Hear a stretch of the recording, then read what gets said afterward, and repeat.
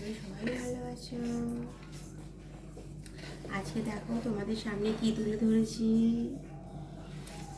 এটা হচ্ছে ঠেকুয়া। এখন তৈরি করব, তোমাদের সামনে দেখাবো কিভাবে ঠেকুয়াটা তৈরি হচ্ছে।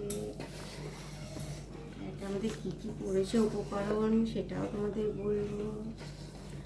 প্রথমে তোমাদের একটু ওটা কড়াটা দেখিয়ে দিই। এটার মধ্যে দিয়েছি আমি ময়দা, দিয়েছি সুজি বন্ধুরা, চালের গুঁড়ো, নারকোল কোড়া, হাওয়া আছে, এলাইচের গুঁড়ো, মৌরি, ঘি, সাদা তেল, দুধ, চিনি। কেমন?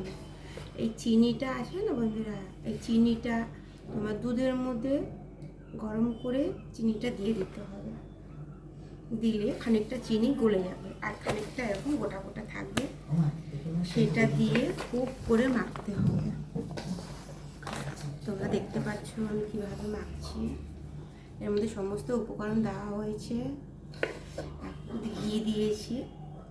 এরকম মাখতে মাখতে এরকম হয়ে যাবে বন্ধুরা। দেখো এখনো হয়নি, আমি মাখছি, দেখো তোমরা দেখেছো এরকম আস্তে আস্তে লই হয়ে যাবে। আমি এটা মাখার পরে আমি তোমাদের দেখাবো কিভাবে তেলে ছাড়তে হবে। কেমন? বাই বন্ধুরা।